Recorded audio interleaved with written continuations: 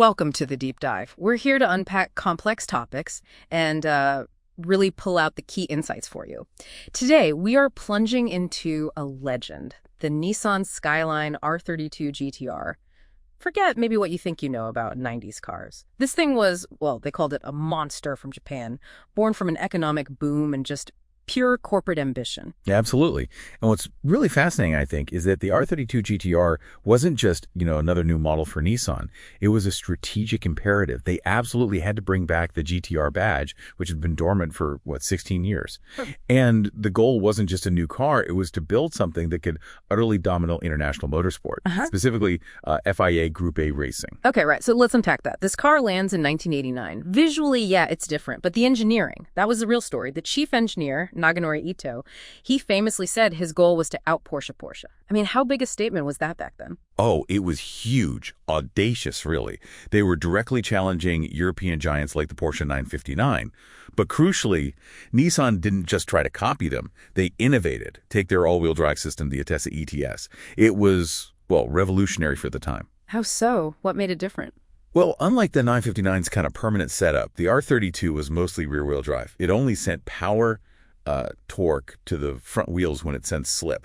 That philosophical difference, that was key. You gave it this unique handling feel, almost like a rear drive car, but with the, all-wheel drive grip when needed. Okay, interesting. And what was under the hood? What really powered this ambition? I've heard about the engine, the RB26 DETT, legendary, but also kind of mysterious because of this gentleman's agreement. Yes, the heart of the beast, the RB26 DETT. It's Nissan's famous 2.6-liter twin-turbo inline-six. Just an iconic engine. Officially, it was rated at 280 PS, that's metric horsepower. And that number came from this informal agreement among Japanese car makers, sort of to stop a horsepower war escalating endlessly. Huh. But everyone knew, its real output was quite a bit higher. How much higher are we talking? Closer to, say, 313, maybe 320 horsepower. And often, you could unlock that just by removing a tiny little restrictor in the boost control system. Wow. Okay, so they had the power, definitely the real power. But how did they manage to get it to the ground so effectively, especially with that variable AWD system? Right, that's where the Atessa ETS really shines. It wasn't just a simple system. It had a 16-bit microprocessor, pretty advanced for 80 known.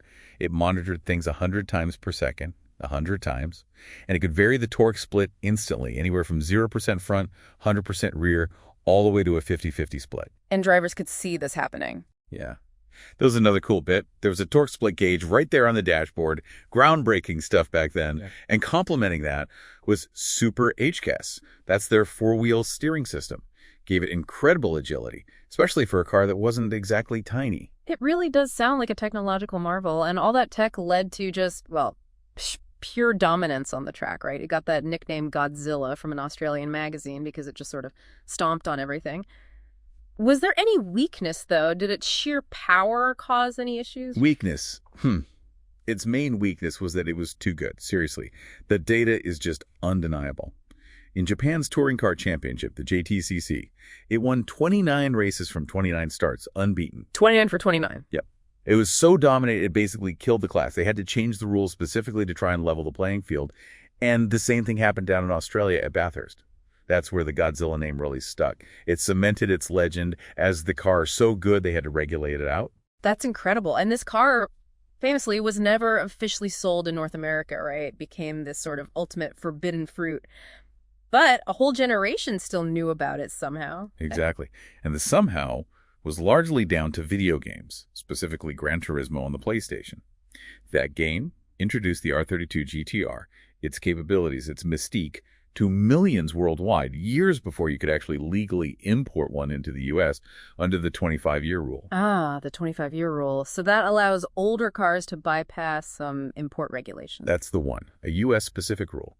And because the R32 was so well engineered, especially that RB26 engine, it became a tuner's absolute dream. A blank canvas, really. People were easily getting 1,000 horsepower out of them, sometimes more. So even today, they're hugely desirable. Hugely. Prices have soared, making them serious collector's items. But, owning one now isn't without challenges. You're dealing with potential rust, maybe fragile stock turbos after all these years. The Atessa system can get finicky.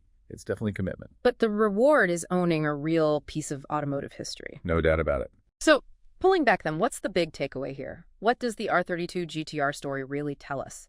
How did Nissan manage this, taking a relatively normal platform and conquering the world? I think the key insight is that Nissan proved groundbreaking performance didn't have to come from an exotic, bespoke supercar platform. They showed that with relentless engineering focus, the engine tech, the Atessa system, the ICA steering, you could take something more accessible, something based on a sedan, and genuinely out-innovate the established players. It forced everyone to rethink what a performance car could be. It was a benchmark for, usable, technologically advanced speed. A true game changer. So what stands out most to you about the R32 GTR's incredible story? We really hope this deep dive gave you some fresh insights into a car that's, let's face it, a true automotive icon. Thanks for joining us.